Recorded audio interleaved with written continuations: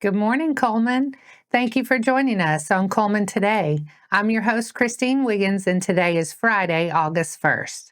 Coming up on Cullman Today, Cullman Christian School purchases Beech Avenue property, Cullman Parks and Rec continues community forums, and Camp Liberty expands training with a new facility. All this plus sports, weather, and more. Now let's take a closer look at the top stories happening in Cullman today. Cullman Christian School has officially purchased the Beech Avenue property it has called home since 2020. The milestone was marked with a ribbon cutting alongside the Cullman Area Chamber of Commerce on July 30th. The school began in 2006 with just 68 students in the basement of Eastside Baptist Church. Over the years, it expanded into a pre-K through 12th grade program, overcoming numerous challenges, including the 2011 tornado that destroyed its original campus. Thanks to support from local churches and the community, the school remained open through relocations and even the COVID-19 pandemic. In 2020, it entered a lease agreement with the Cullman County Center for the Developmentally Disabled and moved into its current location. Now, with ownership of the Beech Avenue campus, school leaders say they're looking ahead to future development and long-term growth. Officials credit God's faithfulness, prayer, and community support for making the purchase possible. Cullman Christian also operates a second campus at Desperation Church's Student Center and continues to grow in both size and mission. Continuing the call to the community to let their voices be heard, Cullman Parks Recreation and Sports Tourism is hosting a couple of upcoming community forums. On Thursday, August 14th at 6 p.m., theater lovers, performers, and supporters can join in an open forum to discuss the future of the community theater space. This meeting will be held at 303 Clark Street Northeast in Cullman. Then on Monday, August 18th at 6 p.m., the conversation for updates and next steps for Eastside Park continues. Here, your input is key to build a better park. This forum will take place at the Omniplex in Cullman. Camp Liberty is celebrating a major milestone with the ribbon cutting at its brand new close quarters combat training facility. Built by and for the cadets who train at Camp Liberty, the facility allows for advanced mission simulations and tactical instrumentation, enhancing hands-on learning for young people exploring military and public service careers. Located in Battleground, Camp Liberty is a veteran-owned organization dedicated to serving those who serve, offering summer camps, tactical training, and leadership programs designed for youth, first responders, and military families. Meanwhile, the cadets from Camp Liberty's Military Police Academy got a rare behind-the-scenes look at the National Center for Explosives Training and Research at Redstone Arsenal. Their visit included access to the center's post-blast lab, courtroom simulation area, and advanced explosive disposal range. Cadets also heard from ATF agents and criminal profilers about real-world law enforcement careers, including the critical roles of arson investigation and public safety bomb technicians. The day ended with a live demo where cadets safely initiated controlled detonations ranging from 5 to 25 pounds of explosives, an unforgettable experience designed to spark interest in public safety and investigative service careers. And those are our top stories for this morning. Coming up next, Wallace State ushers in a new era with 4 championship coaches. Sports is next.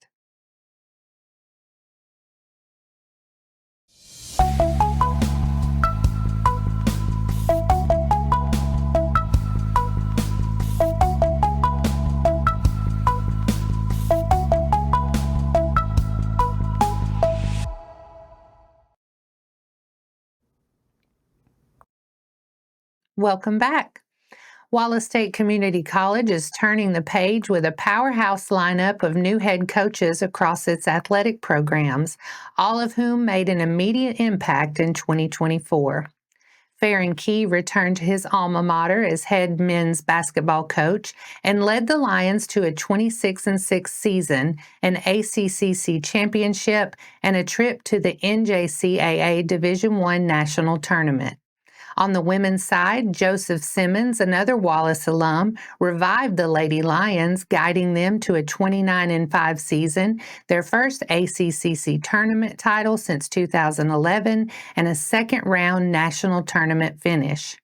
Softball also surged under new leadership. Sally Birch, a former Lion and national champion herself, took over in June and coached Wallace State to a 52-15 record, an ACCC regular season title, and a third-place finish at the NJCAA Softball World Series. In golf, Kaylin Wilson led the Lions to a top 20 finish at the NJCAA Men's Golf National Tournament in her debut season as head coach. With Alabama roots and a shared drive for excellence, these four new coaches are already adding to Wallace State's legacy of success. And that wraps up sports for today. Coming up next, the VFW hosts a back-to-school bash, a community cookout for a cause, Cullman County bands march into fall, and People's Bank hosts an emergency blood drive.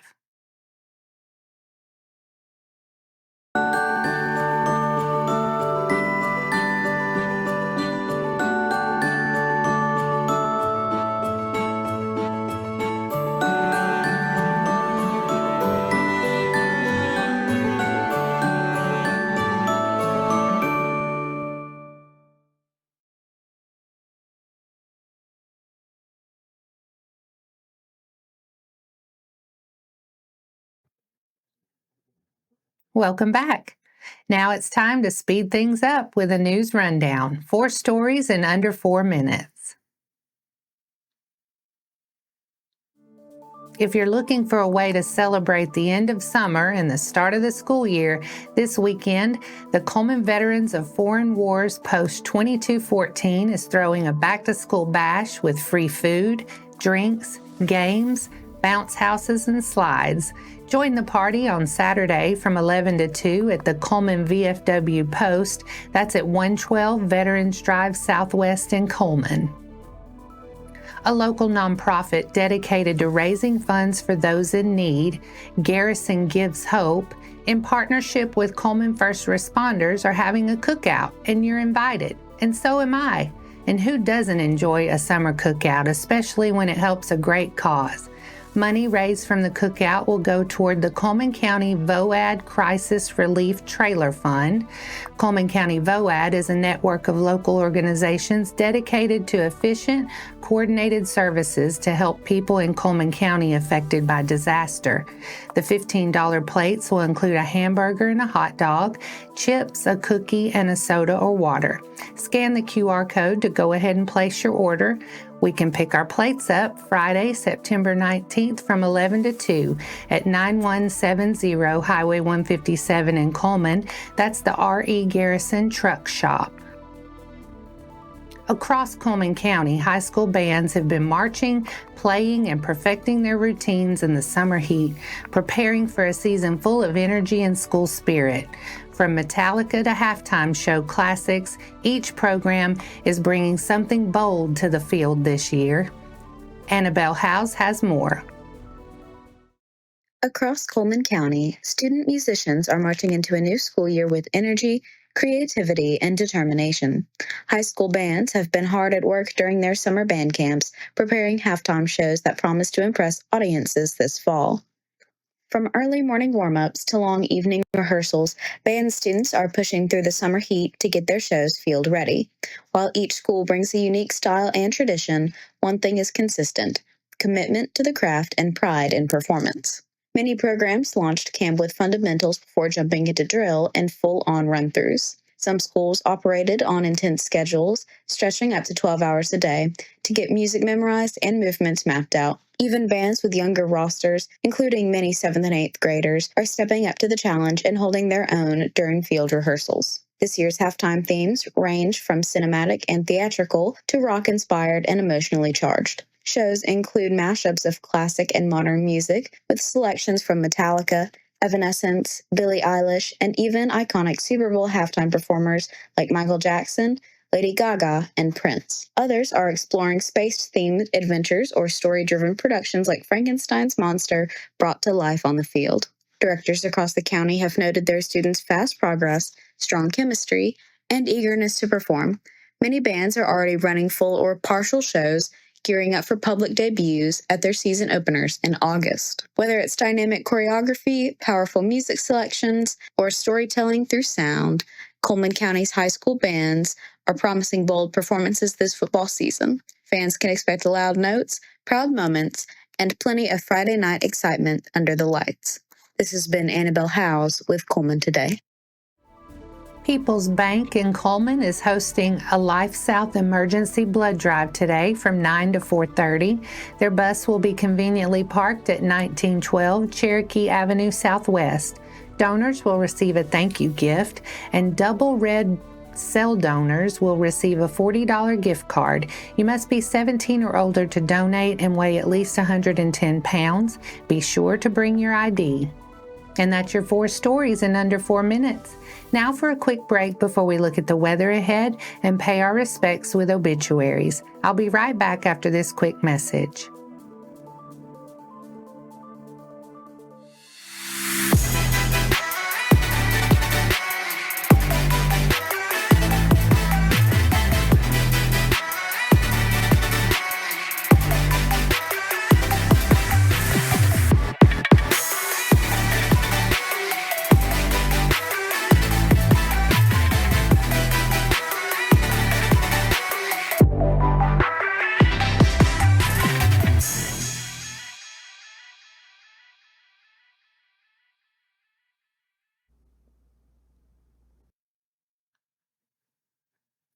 Let's take a moment to pause and remember those who have lost their lives this week.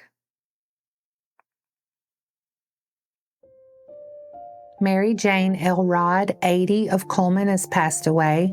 Memorial services are incomplete at this time. Janice Marie Freeman, 66, of Cullman, passed away July 30th. A celebration of life service will be held on October 13th. Details will be announced at a later date. Tilford Dickey Glenn Miller, age 79, of Cullman, passed away on Wednesday, July 30th. Memorial visitation will be from 2 to 4 p.m. on Sunday, August 3rd at Cullman Heritage Funeral Home. Mitzi Walker, age 83, of Vinemont, passed away Tuesday, July 29th. Funeral service will be today at 2 p.m. at Corinth West Church. Ms. Walker will lie in state at the church from 1 to 2 p.m. Burial will be at Mount Vernon Methodist Cemetery. Ricky Wayne Benefield II passed away July 29th. Funeral service will be at 12 p.m. Saturday, August 2nd at Hanceville Funeral Home Chapel. Burial will follow the service at Hopewell Cemetery with military honors. The family will welcome friends for visitation at Hanceville Funeral Home this evening from 6 p.m. to 8. Cynthia Cindy Leanne Self, age 52, of Cullman, passed away July 29th. The family will receive friends for a visitation Monday, August 4th from 10 a.m. to noon in Moss Service Funeral Home's parlor G and H. A graveside service will follow at Hamby's Chapel Cemetery at 1 p.m. Our thoughts and prayers go out to their friends and families. Now let's take a moment to look ahead at the weekend weather forecast. We'll kick off the weekend with mostly sunny skies and a high near 89, heat index values as high as 100, a 50% chance of showers and thunderstorms in the afternoon. Tonight, mostly cloudy, then gradually becoming mostly clear with a low around 68. Saturday, mostly sunny with a high near 86 and a 40% chance of showers and storms after 1. Saturday night, mostly cloudy with a low around 68 and a chance of showers through the night. Sunday, we start to see more bearable temps with partly sunny skies and a high near 81 and a 60% chance of rain. Sunday night, partly cloudy with a low around 65 and a slight chance of rain. And that wraps up today's edition of Cullman Today. Thank you for sharing your morning with us. And remember to stay connected by following us on social media and visiting CullmanTribune.com for the latest from our community. We'll be back bright and early Monday morning at 6:30 a.m. Until then, I'm Christine Wiggins with Cullman Today. Have a wonderful weekend, Cullman.